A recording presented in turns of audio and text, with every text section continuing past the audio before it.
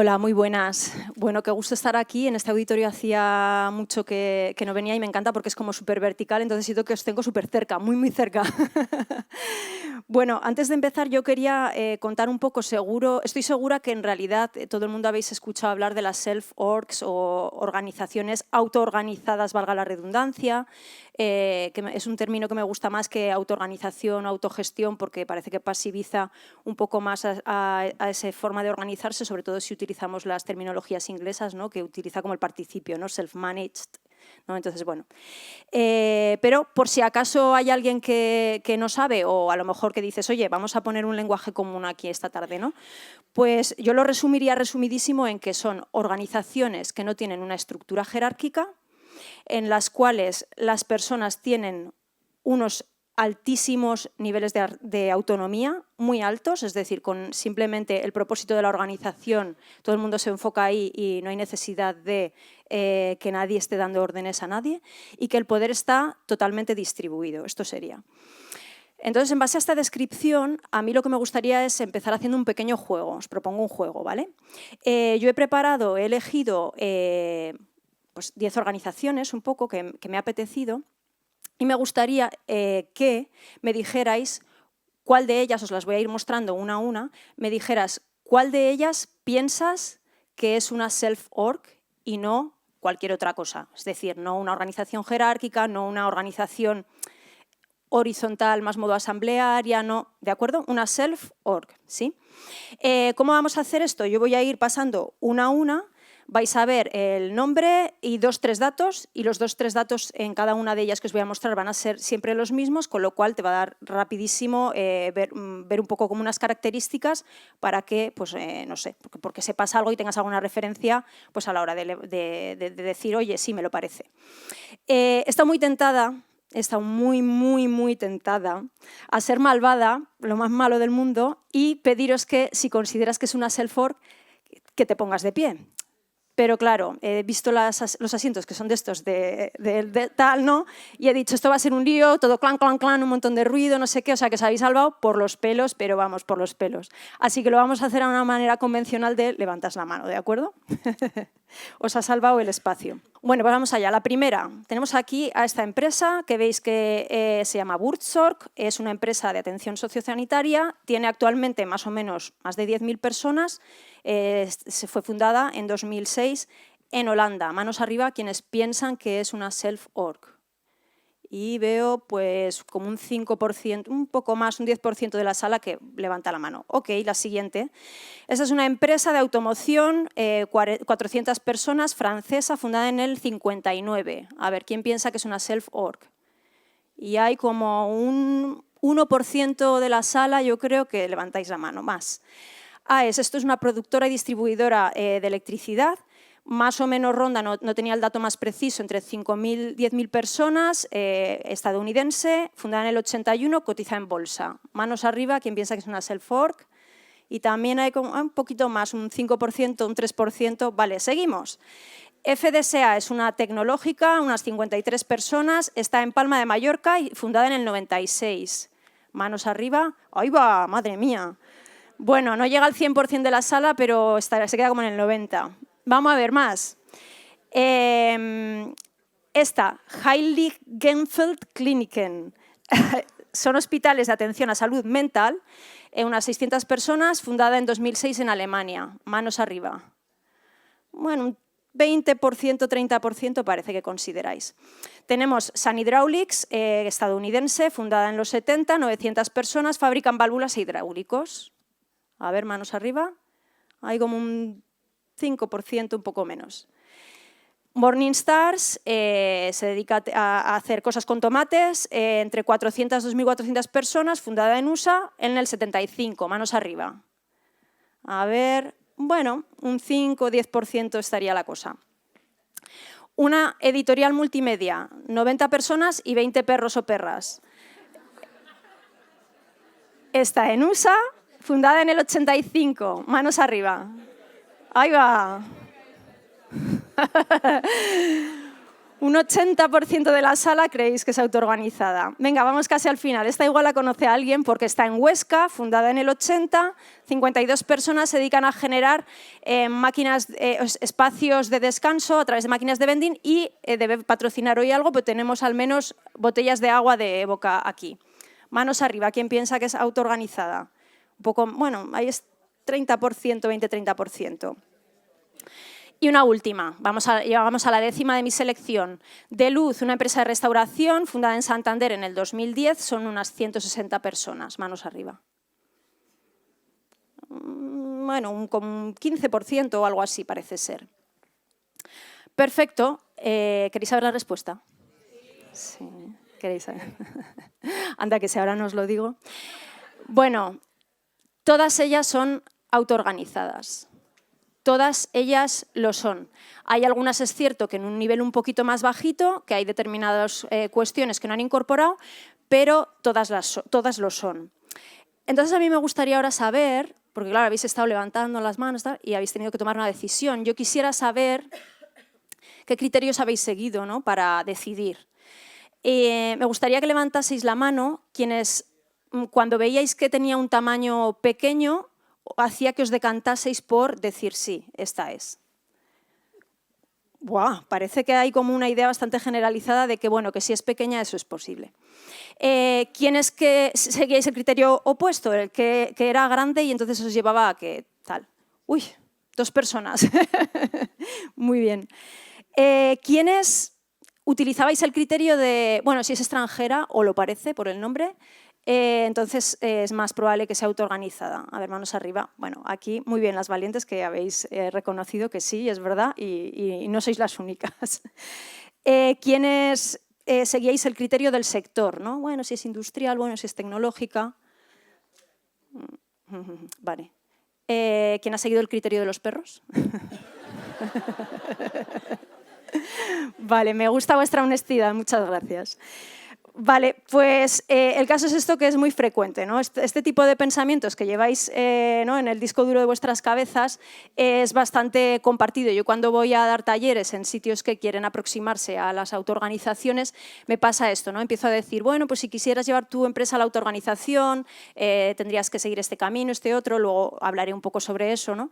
Y dicen, es que eso tal vez en una empresa grande, en la mía no somos muy pequeños. Y la gente que está en empresas pequeñas me dice, eso tal vez, o sea, al revés, eso tal vez en una empresa pequeña, una startup, en la mía no, somos muy grandes. Y yo, vaya, qué pena, ¿no? Entonces es como, siempre la idea es como en la mía no, o hay determinadas ideas preconcebidas de dónde sí y dónde no. Una de las empresas que os he presentado, la tecnológica FDSA, cuyo fundador, Alejo, que está ahí en la foto, ahí está, somos muy amigos. Siempre me cuenta esta misma anécdota. Dice, Miriam, yo cuando creé la empresa, ¿no?, y decidí, porque no nació de manera autoorganizada, y decidí que lo iba a hacer, cuando estábamos creciendo, ¿no?, y cuando íbamos por 10 personas, todo el mundo me decía, este sistema a lo mejor te vale ahora que sois 10, cuando seáis 20 ya no. Bueno, pues vale. Y luego llegaron a 20, ¿no? Dicen, esto os vale porque sois 20, pero cuando lleguéis a 30 no. Y decía, bueno, pues no, y ahora son 53, ¿no? Y decía, y sin embargo, cuando éramos 3, éramos jerárquicos de la leche, decía. ¿No? Entonces, bueno, nos reímos de eso y también nos reímos de cuando tienen algún problema en su empresa, le dicen, esto es porque es autoorganizada. Y entonces decimos, no, si al final cuando tengan gripe tus hijas también va a ser culpa de que tu empresa es autoorganizada y ese es el motivo, ¿no? A ver, os quería aquí contar. El caso es que, en realidad, cualquier empresa de cualquier tamaño, de cualquier sector, puede ser autoorganizada. Es una cultura igual que lo es la cultura de una empresa jerárquica. Es una cosa de opciones, de cuál es la cultura, la estructura que tú quieres establecer en tu organización y qué es lo que, a dónde te lleva, a qué caminos te lleva, qué es lo que producen las personas dentro de tu empresa y si te apetece o no te apetece que pase eso, ¿no? Aquí tenéis, por ejemplo, la de restauración que os he dicho de Santander. Yo tuve la gran suerte de ser una de las personas que les acompañó en el proceso de transformación, porque antes eran jerárquicos. Ahí tenéis un código QR que a quien le apetezca. Hay una charla en la que la CEO y algunas personas de la empresa cuentan la experiencia y os cuentan un poco cuáles fueron sus miedos, cuáles fueron sus primeros pasos, toda esta cuestión. Y es de restauración, fíjate, cuando hemos llegado a esta empresa creo que ha sido como un 20% más o menos de las personas que habéis levantado la mano. Esta empresa es tecnológica también, estuve acompañando en el proceso y está en India. Estuve el año pasado y están en India con el sistema de castas que tienen allí. Es cierto que no tienen un recorrido de autoorganización bestial, pero sí que tienen un montón de prácticas de autoorganización. Con esto lo que os quiero decir es que cualquier empresa es susceptible de ser autoorganizada, de ser una autoorganización, solamente hace falta el deseo. Yo mismo he pertenecido a esta organización autoorganizada. Existíamos antes de que se publicase el libro de Frédéric Laloux. Hay vida antes de Frédéric Laloux. Para aquellas personas que no conocéis este libro, es un señor que ha ayudado mucho a la difusión de este tipo de formas de organizarse. Su libro es Reinventar las organizaciones, por si a alguien le apetece cotillear, aunque luego aparecerá en una slide la portada. Y ahora mismo pues pertenezco a esta otra. Entonces, bueno, y se hacen cosas un poco parecidas, pero también diferentes y bueno. Más cosas que os quiero contar. Hay un gran reto que existe, ¿no?, cuando hay una empresa que decide dar el paso de ser autoorganizada o cuando a lo mejor simplemente hace la reflexión sobre cuánto de autoorganizada o no somos. Y es curioso porque incluso en organizaciones jerárquicas hay muchas personas que piensan, sienten, están convencidas, personas que están trabajando dentro de la organización, que tienen altísimos niveles de autonomía y que por eso consideran que ¿qué más vamos a hacer? ¿Qué más espacio de autonomía puedo yo tener, ¿no? Y entonces aquí yo os traigo la reflexión de que en el espacio de tu trabajo, ¿no?, en el trabajo que tú realizas, tengas una alta autonomía, eso no significa que tu empresa sea autoorganizada. Eso significa que no es una loca del control, que no hay micromanagement. Bien, bien, está muy bien eso, está muy bien, pero no significa que sea autoorganizada. Y fuera de eso, son incapaces de imaginar, porque no hay referencias más próximas, puesto que nuestras organizaciones, la mayoría, han seguido el camino de la jerarquía, las mayores referencias que tenemos, entonces no tienen otras referencias ni siquiera para poder imaginar qué más autonomía pueden tener más allá de su puesto de trabajo. Y es muy curioso porque en realidad, igual que la jerarquía es un camino organizacional que se ha tomado, la autoorganización podía haber sido perfectamente otro, son todos igual de naturales, ¿no? En los años 70, en el Instituto Tavistock, quisieron hacer una investigación para entender cómo nos organizamos las personas, ¿no? Entonces el experimento que hicieron fue el siguiente. Decidieron invitar a distintos grupos de personas. Ya sabéis que para tener una muestra significativa, ¿no?, tiene que ser un número de población determinado, ¿no? Quienes entendáis de estadística, esto lo sabréis mejor que yo, ¿no? Entonces invitaban a un grupo y generaban una situación, ¿no?, otro grupo, la misma situación, otro grupo, la misma situación, y al final del todo sacaron las conclusiones que ahora os voy a contar. Entonces, ¿qué hacían con los grupos, ¿no? Pues cuando llegaban los grupos, habían invitado en un espacio a un montón de personas, ¿no? Entonces, pues bueno, las personas iban llegando, me imagino que les pondrían unas sillas para sentarse, no sé. Entonces, pues llegaba alguien. Buenas tardes.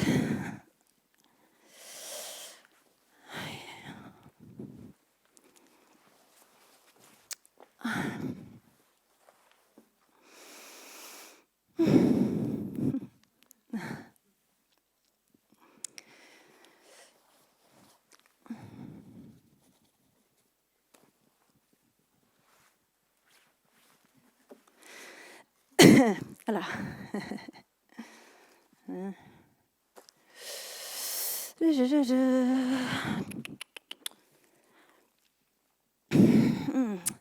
Y no pasaba nada. No pasaba nada, no hacían nada, ¿no? La gente que llevaba la investigación no hacía nada. ¿Qué pensáis que sucedía cuando llevaban ya un rato las personas juntas en un espacio al que les habían convocado y no pasaba nada? ¿Qué pensáis? Desmotivación, decir por ahí, ¿qué más? Hablaban, sí, ¿qué más? ¿Alguien tomaba?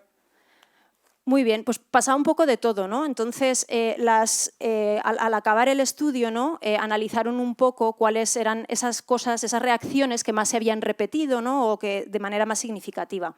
Y llegaron a la conclusión de que había 3 grandes maneras que parece ser que tenemos las personas de organizarnos, y son las que os voy a contar. Ay, ay, ay. Una de ellas era, oye, personas que estaban aquí y ya se chotaban y decían, pero vamos a ver, ¿aquí quién nos ha convocado? ¿Hay alguien de la organización o qué? ¿Qué pasa? Iban buscando una referencia, una autoridad, y eso es una forma jerárquica de organizarnos, ¿no? Había otras personas que hacían, ¿no? Esta debe ser de mi quinta. Voy a acercar a hablar con ella. Hola, ¿qué tal? Bien. Ay, qué chulas tus gafas. Ah, ¿ves? Ya lo sabía yo, de que nos íbamos a entender. Y somos como de la misma quinta, ¿no? Yo soy del 78, ¿tú? Del 78. Lo sabía. Jo, chica, pues nada, y los 40, de verdad. No sé. Bueno, entonces se ponían a hablar, que habéis dicho a alguien, se ponían a hablar, sí, y lo hacían buscando a personas con las que sentían que se identificaban de alguna manera, ¿no? La edad, la forma de vestir, las gafas, y esto es una forma de organizarse en comunidad, donde buscamos un espacio en el que sintamos que hay una identidad compartida, que nos sentimos parecidos y parecidas, ¿no? Y eso nos hace como conectar de alguna manera, buscamos el igual, ¿no? Una relación a nivel igual. Por eso aquí están sobre todo las organizaciones del mundo de lo social, asociaciones, utilizan modelos de toma de decisiones asamblearios, los consensos, ¿vale? Que tienen como, resuena mucho en esa idea, ¿no? De la identidad, de yo soy igual que tú. Y la última, que es la red, eran personas que iban buscando algún interés compartido, ¿no? Ay, me encanta lo de la prótesis, o sea, lo de esto. Mira, mi vecina está ahora con cáncer. Contadme más de vuestra investigación. Yo no sé, bueno, yo no soy médica, pero me encantaría, no sé, si pudiera contribuir de alguna manera. ¿En qué punto estáis de la investigación, ¿no? Entonces, iban buscando un interés común, ¿no? Algún tipo de cosa que estuviera alineada con la persona y alguien que resonase con lo mismo y un foco común y pudieran, pum, alinearse ahí, ¿no? Aunque en algún momento a lo mejor dejamos de tener el mismo interés, pero de pronto conectamos con otras personas que tengan otros intereses compartidos. Y eso es la red. Con lo cual, fíjate, este estudio es de los 70, parece ser que es algo natural cualquiera de esas maneras. Pero por algún motivo parece ser que el camino de la jerarquía ha sido como el que se decidió tomar, sobre todo a raíz de la revolución industrial. Oye, ¿qué diferencias, ¿no? Sobre todo cuando hay personas, ¿no? Que dicen, no, si yo ya tengo mucha autonomía, o sea, pues, ¿qué diferencias? ¿Cuáles son las diferencias que hay entre un tipo de modelos y otros? Pues las personas que a lo mejor puede ser que os dediquéis desde un punto de vista u otro, porque las personas que os dedicáis a tecnología, de manera más consciente o no, os dedicáis también a la transformación de las organizaciones. Hoy tú cambias el CRM y se monta ahí. ¿No? Es una locura. Bueno, entonces os dedicáis también a la transformación igual que yo. Y sabemos que son 3 los elementos que dentro de una organización es interesante hacer algo si se la quiere cambiar. Por tanto, también es el lugar donde es interesante mirar para entender las diferencias si quieres comparar modelos, como estamos haciendo ahora aquí, ¿no? Y esos 3 elementos son estos. Uno de ellos es la estructura, que normalmente viene reflejada en un organigrama, la dibujamos en un organigrama.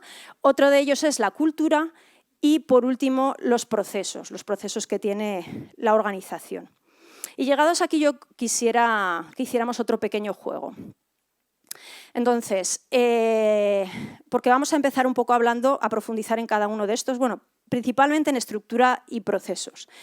Y yo quisiera saber, cuando tú imaginas una organización jerárquica, ¿qué tipo de estructura es la que imaginas? Claro, no tenemos aquí para que todo el mundo dibujemos, tal, así que os propongo algo más sencillo. Te voy a proponer que dejes lo que tengas en las manos y con las manos hagas algo que pueda simbolizar lo que sería un tipo de estructura de una jerarquía. A ver, mira, por ahí. A ver, así, eso.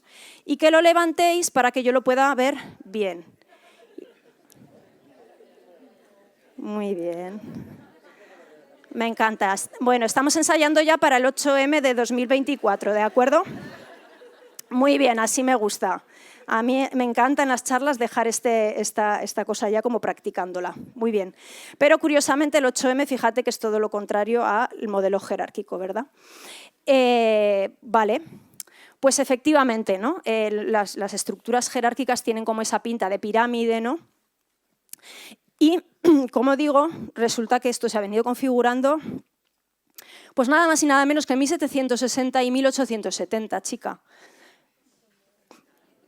¿Qué tendrá eso que ver con lo que nos acaba de hablar la compañera hace un momento, esta mañana hablando de inteligencia artificial, Big Data? O sea, pues anda que no ha llovido, ¿no? Y seguimos arrastrando toda esa estructura de esta época, ¿no? Cuando, bueno, a lo mejor el contexto tenía sentido tomar el camino de la jerarquía o no, no lo sé, ¿no? Me encantaría que pudiéramos echar un viaje atrás en el tiempo y ver si podía haber sido diferente. El caso es que hoy en día lo que provoca pues, es un poco esto, ¿no? La jerarquía provoca pues, bastante este tipo de reacciones. Un Jack Lemmon que lo tenemos ahí, que vamos, da gusto verlo. Muy bien. Entonces vamos a ver un poco más sobre las estructuras, ¿no? Hemos quedado de acuerdo en que la pirámide, ¿no? Que vendríamos aquí a tenerla representada, sería como el modelo así, la estructura que más identificamos con una jerarquía. Este otro, ¿a qué os suena? El de en medio. Que lo he colocado así y digo yo, ¿por qué lo pongo así en vez de ponerlo como girado? No sé, qué manía tengo. Para que me quepa en la slide, ese es el motivo. Es verdad. ¿El qué me decís por ahí? Hace... No me hagas decirlo en voz alta, hija. Bueno, es un modelo horizontal, ¿no? Lo que pasa es que yo, para que me quepa, lo pongo siempre así y, chica, lo hago un taller, otro taller y no aprendo. Voy a tener al final que desistir, ¿no? Si la girásemos así, igual podríamos ver más como esa horizontalidad con una gran cabeza, que normalmente es quien tiene la propiedad de la empresa, ¿no? Y este último, a ver si aquí sabéis, porque me sorprende mucho que no lo adivina mucha gente. No sé, y pensaba que era más conocido. ¿Ese último qué sería? ¿Os suena? Matricial, gracias. Ay, por favor, no sabes la de talleres que voy y nadie sabe lo que es. Y yo digo, Dios mío, no tengo nada que hacer aquí, estamos solamente, o sea, a la gente solo le resulta familiar esto. Yo me quiero pegar un tiro. Ah, vale, hemos hablado ya de matrices. Bueno, entonces es un modelo efectivamente matricial que viene a ser como tenemos una estructura jerárquica que nos da un montón de problemas porque tiene unos silos que hace que no hay forma de coordinarse, las áreas y los departamentos compitiendo entre sí por el presupuesto anual, etcétera, etcétera, etcétera. Bueno, pues vamos a tirarle ahí como unos proyectos transversales y a ver si eso nos soluciona algo. Y pues no, bueno, sí, algunas cosas solucionará, pero luego genera otros problemas. Hace ya bastantes años, 5 o 6 años, estuve trabajando con un compañero, pero el presupuesto anual con el que cuentan es el mismo.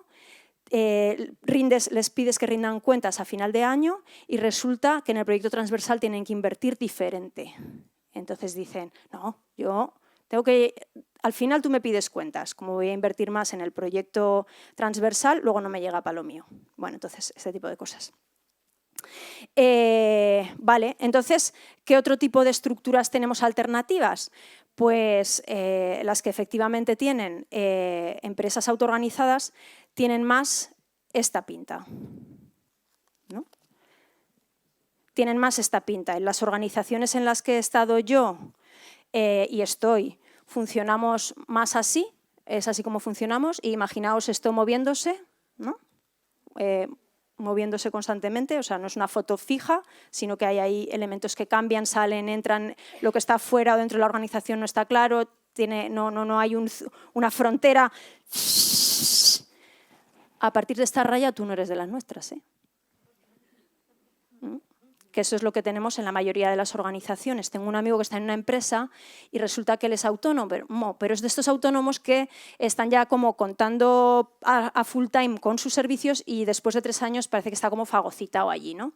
Entonces va a los consejos de dirección y no hacen más que decirle, ¿tú cuándo te haces ya de la empresa? ¿No? Entonces es como que sienten cierta incomodidad con eso de que sea de fuera, una pata fuera y una dentro de la raya, y es como, no, esto no puede ser, ¿no? Así como Lina Morgan estoy queriendo hacer, pero digo, lo voy a decir porque no se estabais riendo. Y mira que me he traído la falda de propio. Bueno, el caso es que tenemos fórmulas de este estilo. Por ejemplo, aquí es el modelo holocrático o de holacracia, que después también en las páginas del final, en las slides de la final, hay un libro por si alguien no lo conoce y quiere profundizar en eso. Hay referencia de un libro. Bueno, entonces, si tú... Bueno, vamos a seguir otra cosa más. Hasta aquí hemos hablado de la estructura, ¿verdad? Pero yo os he dicho que también es interesante echar una mirada a la cultura y a los procesos. La cultura, al final, es aquello que las personas creemos, las creencias que dentro de una organización se generan y que compartimos, ¿no? Y que cuando viene alguien de fuera, ya nos encargamos de una forma más explícita o menos de hacerle entender que aquí las cosas funcionan así, ¿no? Entonces, en la máquina del café alguien hace un chiste y en función de si se lo reímos o le ponemos cara seria, la persona ya se va, uy. Y va poco a poco incorporando la cultura. Y en otras, pues bueno, hay el onboarding, no sé qué, bueno, se va transmitiendo poco a poco. Esa parte me vais a permitir que la aparque y que me centre en los procesos. ¿Por qué? Porque los procesos puede ser un camino relativamente asequible para tomar si quieres introducir algunas cosas en tu organización, ¿vale? Pero no te atreves o no puedes a tocar, pues por ejemplo, la estructura, que sería algo que solo podrías hacer si eres el dueño y la dueña de la empresa y no te da mucho miedito. Vale, entonces hablemos de procesos. Pues os he traído aquí unos poquitos para que podamos contrastar qué tipo de procesos tenemos en una empresa jerárquica y cuál en una autoorganización, que así al contraste blanco sobre negro se entiende un poco mejor. Y he traído unos pocos de ejemplos, por ejemplo, en un contexto jerárquico sabemos que la toma de decisiones es jerárquica, ¿no? Hay un lugar en el que unas personas deciden y luego eso se baja top-down y en el mejor de los casos escuchan un poco down-up, pero bueno, y ahí tanto en una dirección como en otra tenemos los teléfonos rotos. En una empresa en red o una self-org, la toma de decisiones es totalmente distribuida. Y luego os he puesto ahí un QR, ya os avisaré, por si alguien quiere profundizar en esto, que podéis acceder a un taller que está subido en YouTube y así pues quien quiera cotillar lo tiene. Otro tipo de cosas, por ejemplo, en una empresa jerárquica sabemos que tenemos una descripción de los puestos de trabajo, ¿verdad? Y que normalmente son estáticos, es decir, tú entras y tienes ahí clara como tus funciones, lo que te tienes que ocupar, ¿no? Sin embargo, en las self-orgs tenemos roles dinámicos. ¿Y qué es un rol? Pues un rol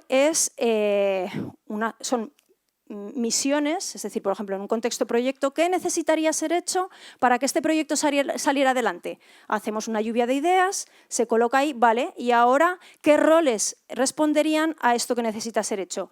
Pues, por ejemplo, alguien que esté marcándonos los tiempos como si fueran las galeras, remar para que no nos durmamos en la parra, porque a lo mejor luego si no nos lo dejamos todo para el final, aunque si implementáis metodologías ágiles sabemos que esto no es así porque tenemos esos maravillosos sprints y toda la cultura ágil que hay alrededor, que no voy a entrar ahora en eso porque además estoy segura de que estáis más que familiarizados, familiarizadas y familiarizades.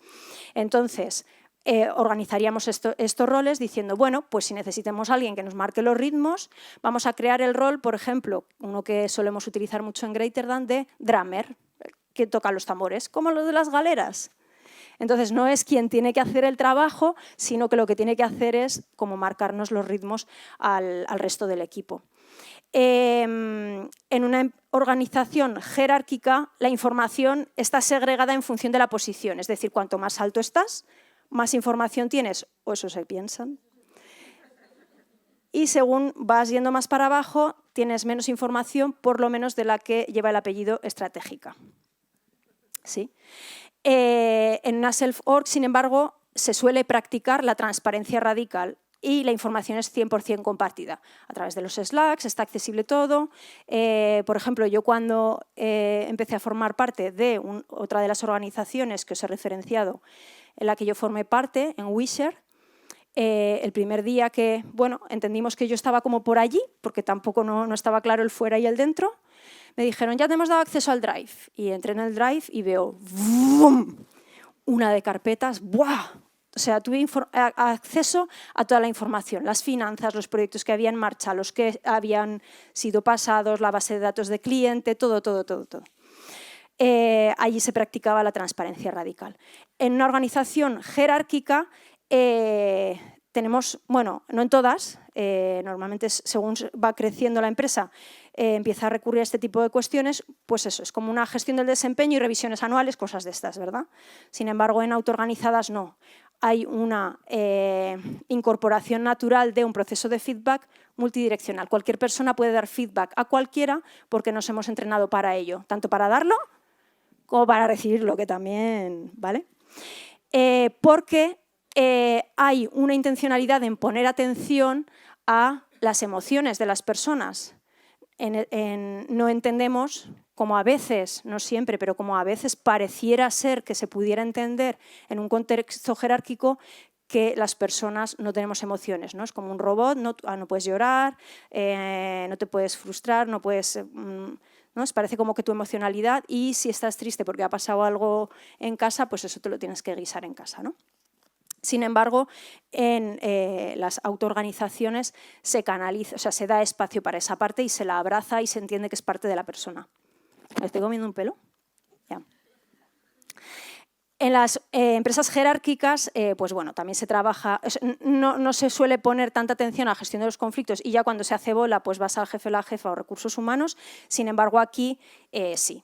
Y podría seguir y plantearos, pues, aquí algunos otros, como son en términos de finanzas colaborativas que se hace en las autoorganizaciones, cómo se distribuye el dinero, es decir, lo que en las empresas jerárquicas es el salario, pues aquí hay procesos de value accounting, de happy money stories, que es un proceso que, por ejemplo, en Greater Than tenemos, y otra serie de cosas. Es decir, ¿no? Es como vamos pudiendo ver las diferencias.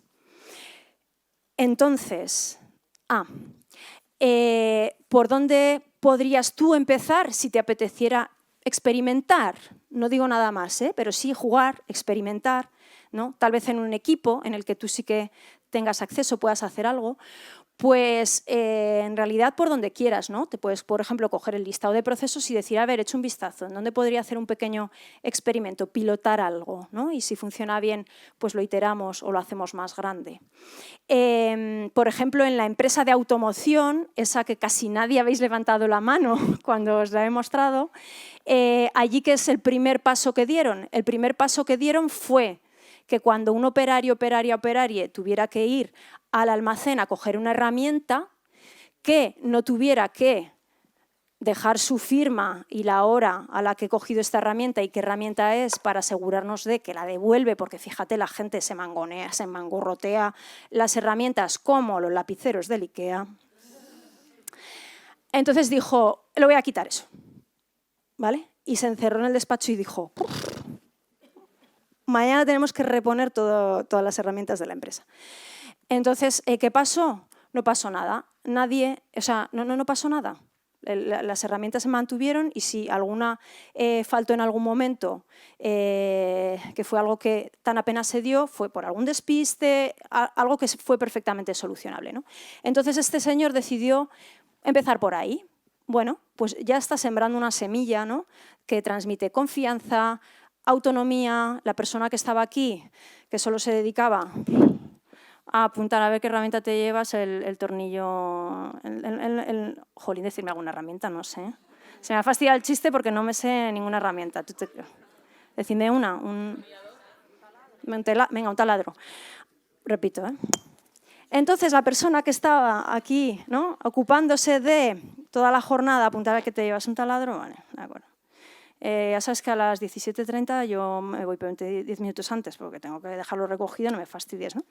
Entonces, esa persona se pudo poner a contribuir y aportar valor a otras cosas mucho más interesantes que esta, que, pues bueno, aporta valor, sí, no te digo que no, pero cuando hay confianza, ¿no? y das autonomía a las personas, puede aportar valor en algo un poco más interesante, ¿no? De todos estos procesos que os he enseñado aquí, tanto en la página anterior como en esta, el proceso corazoncito, a revisionar un poco si quieres dar pasitos hacia la organización, ¿cuál pensáis que sería?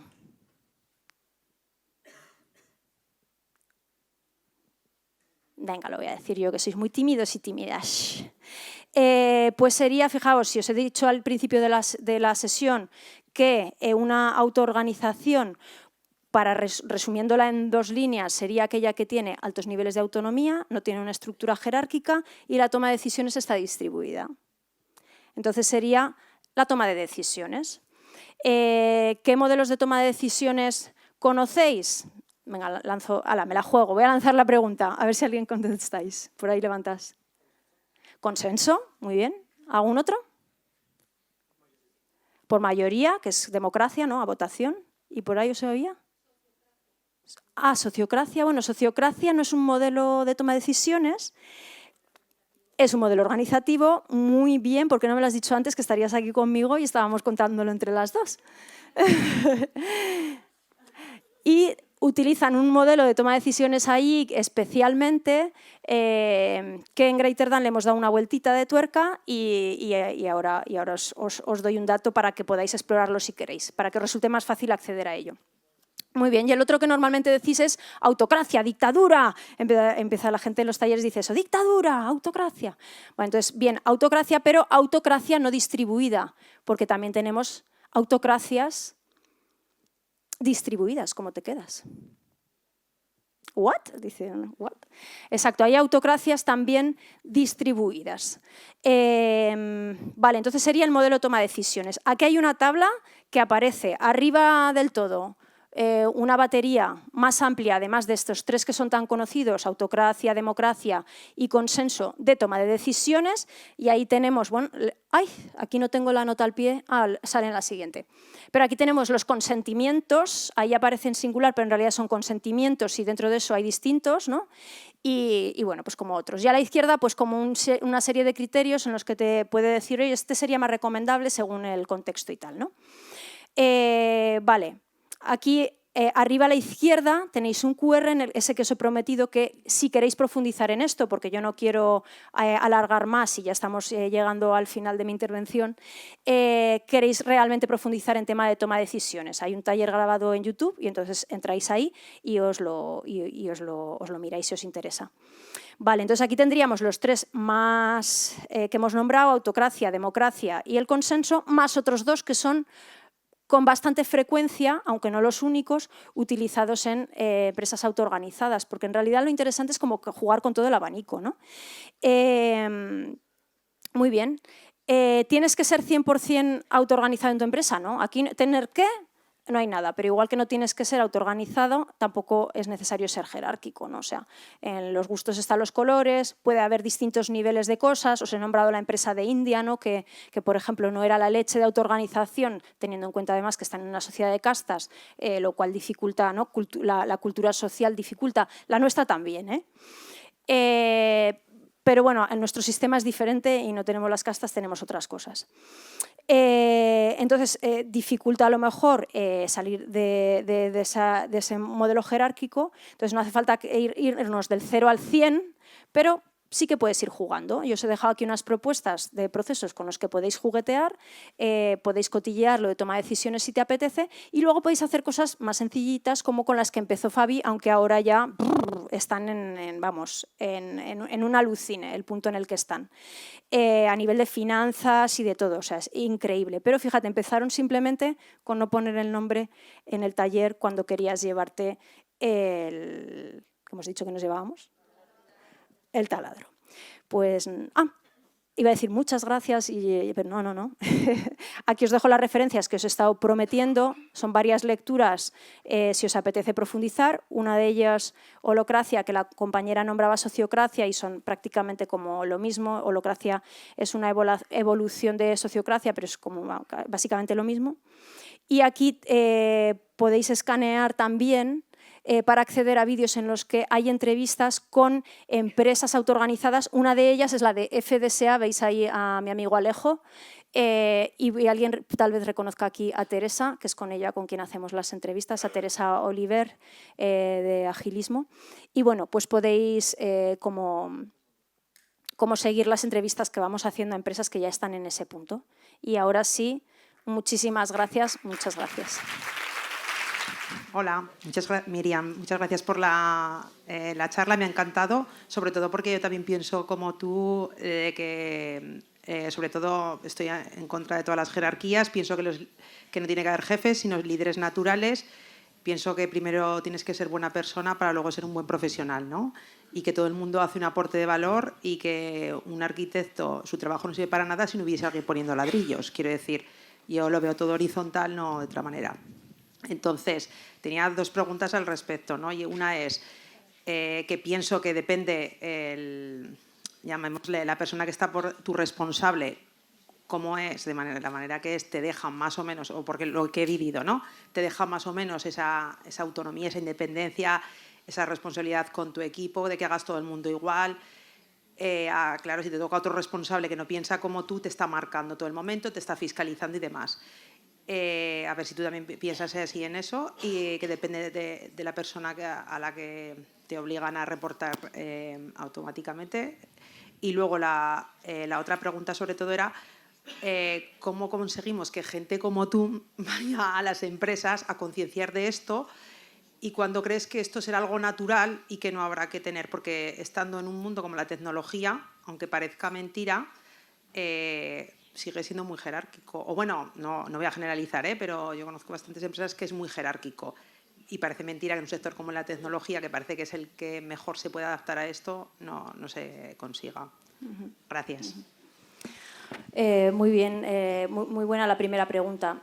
Si te he entendido bien, lo que me estabas preguntando es, como me doy cuenta de que depende quién está por encima de el que se tienda hacia un camino más jerarquizado, ¿no? Con esas órdenes tan marcadas, o hacia darnos un poco más de espacio, ¿no?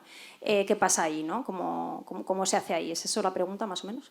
Entonces, es muy buen apunte y, claro, cuando estás en una empresa jerárquica donde lo que funcionan y se atienden como es lógico y tiene todo el sentido del mundo, y lo contrario sería rarísimo, ¿no? Incluso o sea, como inadecuado, ¿no? Son unas reglas y normas jerárquicas. Ahí lo que más potencia tiene es que quienes están en posiciones de poder sean quienes lo promueven. Esto es así, ¿no? O sea, cuando empiezas un proceso, ¿no? Hay que empezar siguiendo un poco las reglas del contexto y después vamos como modificándolas. Entonces ahí eso es una faena. Lo que sí que se puede hacer es ir generando experiencias. Las personas que sí sintonizáis con este tipo de modelos es generar experiencias dentro de vuestro espacio de acción, que será más grande o más pequeñito. ¿Y cómo hacer para que personas que estamos en la autoorganización y conocemos cómo funciona llevarlo a empresas? Pues bueno, pues como esto, ¿no? Las compañeras de Women Tech Makers pues han decidido hoy traer este contenido aquí. Talleres por ahí voy a hablar en foros empresariales. Sobre si será posible en un futuro, yo tengo una visión positiva. El hecho es que cuando empecé en 2013 en esto, que estábamos empezando a crear los primeros procesos, prácticas y tal, ¿no? en esta organización en Wizard, a la fecha de hoy, cada vez me llaman de más sitios, cada vez acompaño en más procesos. Hola, buenas. Hola. Muy interesante. Muchas gracias por la charla. A mí me ha explotado bastante la cabeza porque estoy muy acostumbrado a tomar todo el tema de organización jerárquica y es lo que siempre he visto y tal. Y me gustaría que me aclararas un poco en cuanto al tema de la toma de decisiones. ¿Qué ocurre cuando dos partes de la organización tienen ideas enfrentadas en cuanto al roadmap, por ejemplo, que quieren seguir, y hay una dicotomía.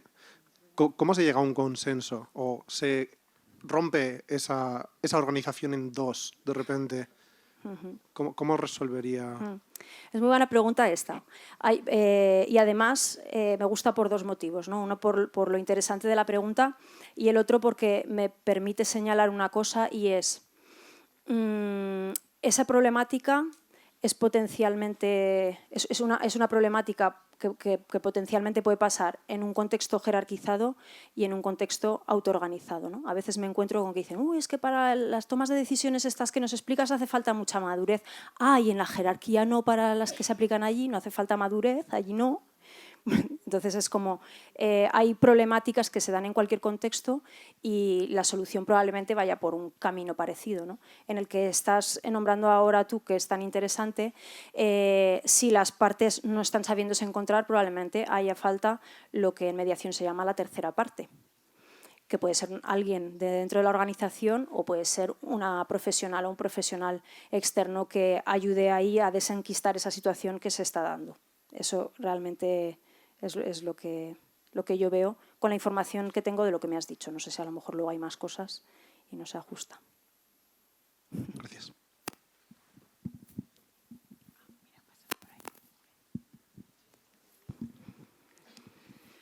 Bueno, muchas gracias por la charla. Se me ha quedado muy corto la parte de los procesos. Es que era lo que más me apetecía que llegaras. y vamos, quería saber muchísimo más sobre eso. Pero bueno, por concretar una cosa que me ha sonado un poco, ¿qué es esto? Lo de los roles dinámicos. Si puedes explicar un poco más. O sea, tú llegas, tienes, por ejemplo, un equipo, estoy pensando en el equipo que igual aquí la gente está más acostumbrado de que hay un desarrolladores, product owners, Scrum Master, tal, y dices, ven, ahora vamos a hacer roles dinámicos. ¿Qué haces? ¿Cómo empiezas? ¿Cómo es esto? Sí, pues empezamos por la pregunta que he dicho antes, ¿no? Nos sentamos y al mismo tiempo que estamos configurando el equipo es el momento de diseñar eso, ¿no? Entonces la pregunta es, ¿qué hace falta para que este proyecto salga adelante? Y tú haces una lluvia de ideas de qué cosas hacen falta, ¿no? Entonces haces, vale, ahora sabiendo que estas cosas hacen falta, estas cosas son misiones, ¿no? En realidad. Hay algunas que serán una misión en sí misma, tal cual, ¿no? Como por ejemplo la que he nombrado de ejemplo, oye, alguien que se ocupe de marcar un poco los ritmos, ¿no? Pero puede haber alguien que, oye, que dé visibilidad del proyecto en el resto de la organización porque nos están dando poco presupuesto. O si es un proyecto interno, a lo mejor. O, oye, que decirte algo que se me ocurra, alguien que esté súper en contacto con el cliente, ¿no? Como pueden ser la traducción de un product owner interno, ¿no? Cuando el cliente no quiere ser el propio product owner, pues eso es un rol al final, ¿no? Vale, entonces estas misiones, como las concretizamos en roles, y te he puesto ahora ejemplos de algunos, ese drummer, esa persona que está en contacto con el cliente, ¿no?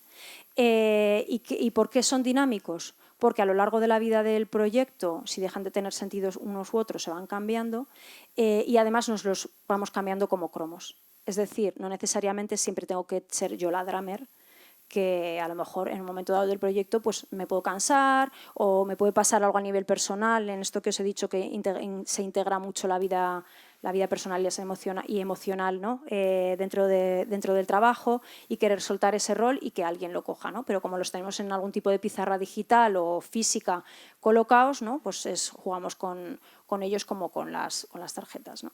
Y iremos a otro proyecto y probablemente hay alguno de esos roles que siempre, como los 2-3 típicos roles que siempre se repiten porque siempre hacen falta en un proyecto. A nosotros en Great Dane nos hace falta el drummer, si no, chica, nos dormimos en la parra. Y eso que funcionamos también, marcamos sprints y tal, pero bueno.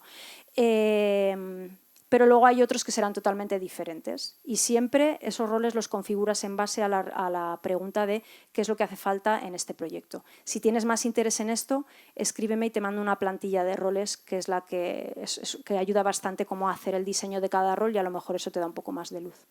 Vale, muchas gracias. Y otra pregunta. El objetivo de hacerlo así, o de llamarle drummer en vez de, yo lo llamaría project manager, es un poco el sacar, porque ya es como muy, dices, tú eres project manager, tú eres tal, y ya sabes, no, yo hago esto, punto. Es el objetivo de cambiarle nombre también el salir un poco de la típica idea de que este rol tiene que hacer esto y nada más, y quizás no es lo que necesitamos en el proyecto, que hay que ser un poco más pensar out of the box. Sí, vale. Sí, y un apunte. Probablemente lo que yo llamo Drummer, no lo sé, tendríamos que hablarlo y lo podemos hablar luego, no sea lo que tú llamas Project Manager. Porque un Project Manager, no sé lo que tú tienes en mente o cómo es en tu organización, pero suele ser muy asociado a algún tipo de posición dentro de la organización que suele ser en una estructura jerárquica un poquito por encima del resto del equipo. Entonces, un drummer no es eso. El drummer no tiene responsabilidad absolutamente de nada. Su única responsabilidad es ir avisándonos al resto sobre, oye, para bien deberíamos ir a este punto, para bien en aquel punto, todo eso habiendo una conversación previa con el equipo. No tiene ninguna otra responsabilidad ni sobre el equipo ni nada. Entonces, sí, el sentido tiene en que sea muy dinámico y muy fluido y nos los podamos cambiar. Un rol no es igual a un puesto de trabajo. Un rol no es responsable de marketing, eso no es un rol, eso es un puesto de trabajo. Un rol no es las visitas comerciales a cliente, eso es un puesto de trabajo. Un rol es una cosa muchísimo más pequeña, de manera que una misma persona puede tener a lo mejor 15 roles. Incluso un mismo rol podemos compartirlo entre 2 o 3 personas. Vale, muchas gracias, luego te pillaré. Me interesa Píllame, esto de píllame. romper esa jerarquía ya que nos hemos acostumbrado ya por el nombre del puesto. Me parece súper interesante eso. Vale, Gracias. Gracias a ti.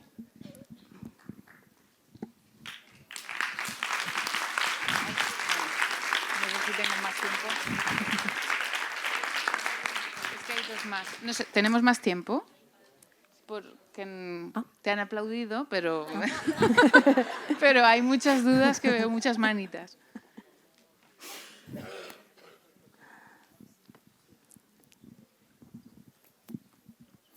Hola. Hola. Muchas gracias por tu charla.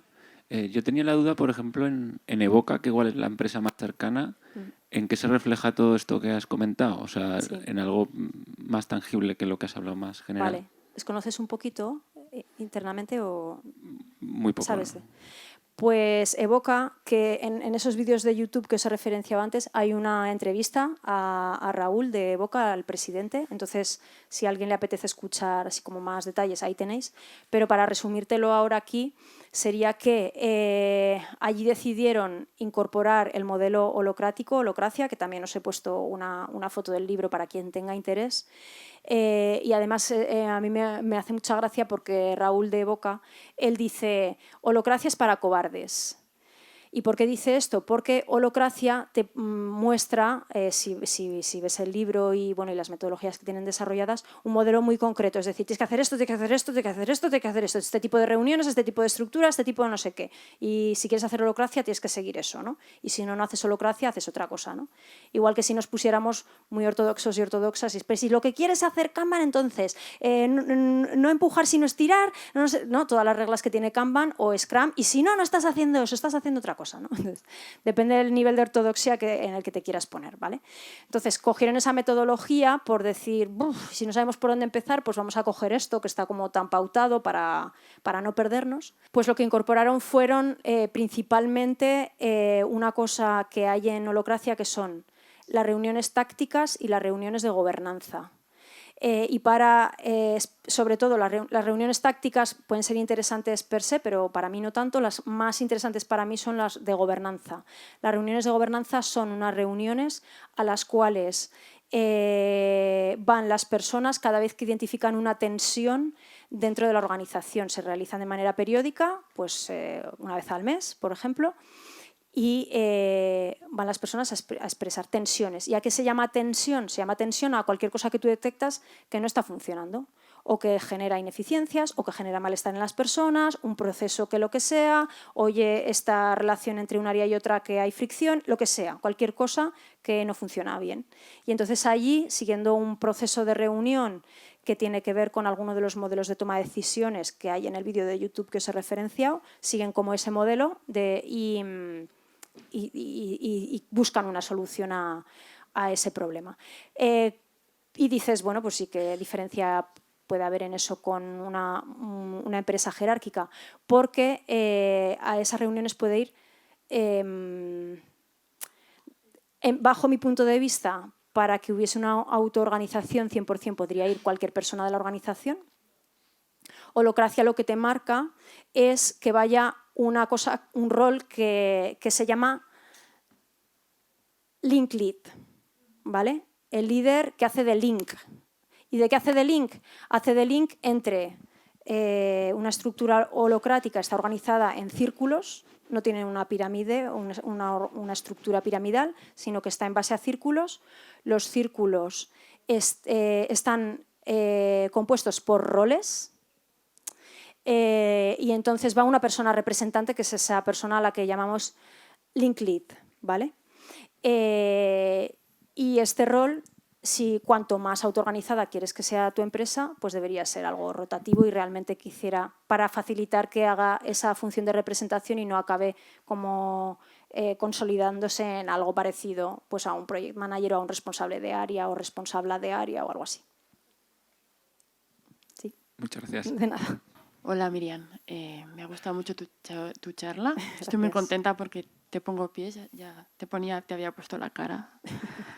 Y también soy del 78, o sea que hemos empatizado, ¿no? A ver, yo estoy trabajando en una organización que estamos en un proceso de cambio, no sé si es esta tipología de organización, en principio es un objetivo, ¿no? Y nos guía, no tenemos roles, bueno, tenemos nuestros sistemas de gestión, tenemos nuestra firma y a la gente le supone un poco crack en la cabeza, ¿no? Si no encuentra una firma que sea un jefe de algo, ¿no? ¿Vale? Yo soy un link lead, yes. Y tengo mi rol definidos, mis valores, mis objetivos transversales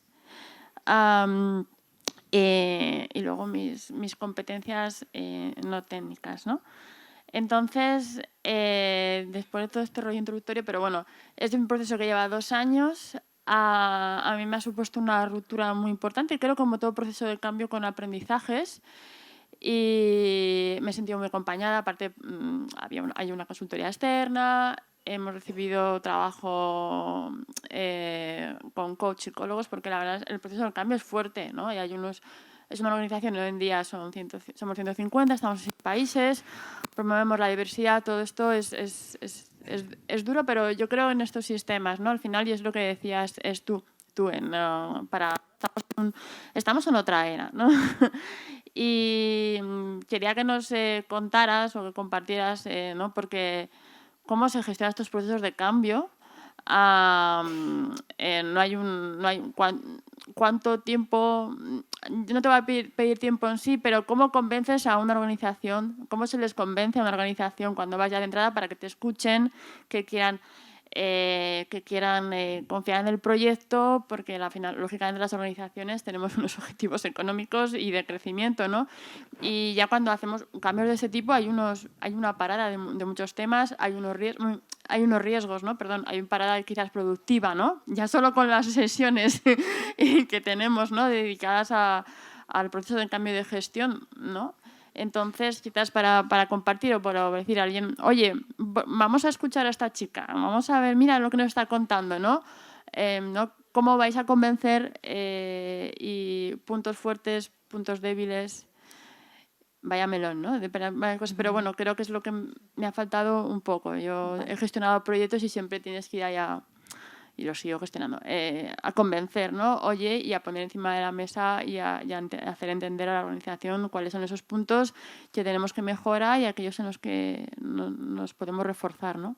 Vale. Entonces, bueno, no sé, simplemente eso. ¿Cómo convences de entrada, no? Creo que igual nos puede ayudar. ¿Cómo convences de, mira, vamos a empezar a hacer este trabajo y qué te estás encontrando? Porque también, para mí, las personas más jóvenes de la organización están más abiertas al cambio. Es mi visión. Es una organización, empresa digital, pero aquellas que tenemos ya una cierta edad y estamos acostumbradas a trabajar unas ciertas estructuras, pues hay esa reticencia y también hay ese dolor del cambio, que es como lo que yo he empezado a hablar, ¿no? O sea que... Vale. A ver, para entender bien de lo que planteas, porque claro, ¿cómo convences? Si la empresa no lo quiere hacer y vienes a contárselo de fuera, si ya... ¿Convences a quién? Es imprescindible un compromiso de entrada, entonces ¿cómo convences a que alguien dice, vale, vamos a coger este proyecto de Ajá.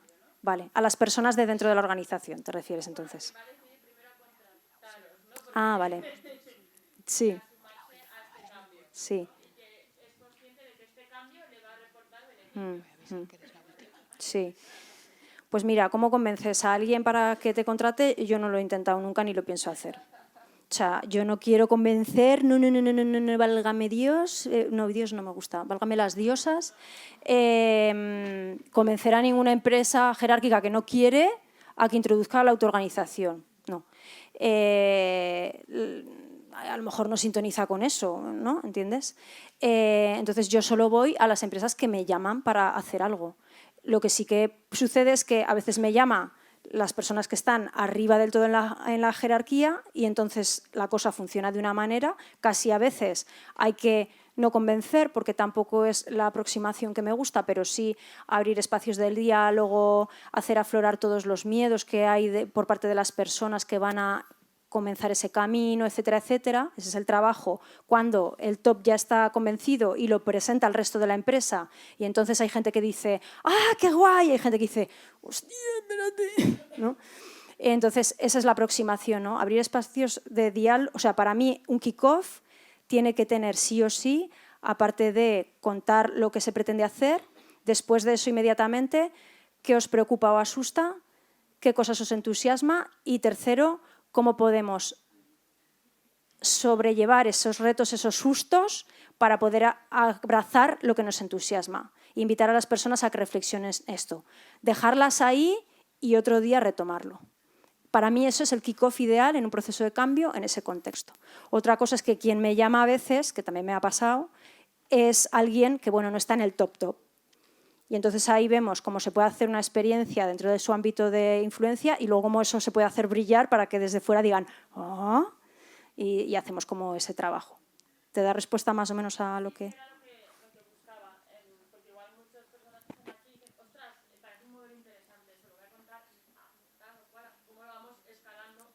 Sí, claro. Claro, lo más interesante es buscar los dolores que hay en la organización. ¿Cuál es el callo que duele ahí? ¿Que tomamos decisiones de manera lenta? Pues vamos por ahí. Uy, hay toma de decisiones colaborativa, ¿no?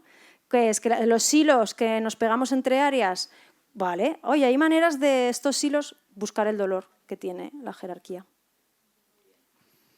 Bueno, y ultimísima pregunta, que llevan esperando mucho rato y... Vale. Bueno, mi pregunta es muy corta. ¿Qué les motiva a la empresa a cambiar? Es decir, cuando te llaman, ¿cuáles son las razones que les motiva de pasar de jerarquía a modelo autoorganizado? Yo, para mí, creo que son dos. Uno es la fuga de gente que se va de la empresa y otros son los números, pero también me gustaría conocer desde tu experiencia los factores. Pues sí, a veces son esos dos que has citado tú, otras son los otros dos que le he nombrado a la compañera, somos muy lentos tomando decisiones, o el tema de los silos. En la empresa aquella de Santander lo que dijeron era que se dedicaban a restauración y son una empresa sostenible y compran productos sostenibles. Entonces las vacas de las que compran la carne están criadas en el campo y dicen son las vacas más felices que la gente de que estamos dentro de la empresa. Entonces, este era uno de los motivos, junto con otros, con los silos, con el burnout de toda la capa de management que tenían. Suelen ser estas cosas, las que has nombrado y estas que te digo, más las que le he dicho a la compañera. Normalmente, las que me llaman a mí. Y luego siempre hay alguna que de pronto es porque que no les sale de otra manera, solo que no saben cómo aterrizarlo eso. Pero es que a mí no me sale seguir un modelo jerárquico. No está en mi ADN eso y no tengo referencias de otra cosa. Está. Muchísimas gracias, Miriam.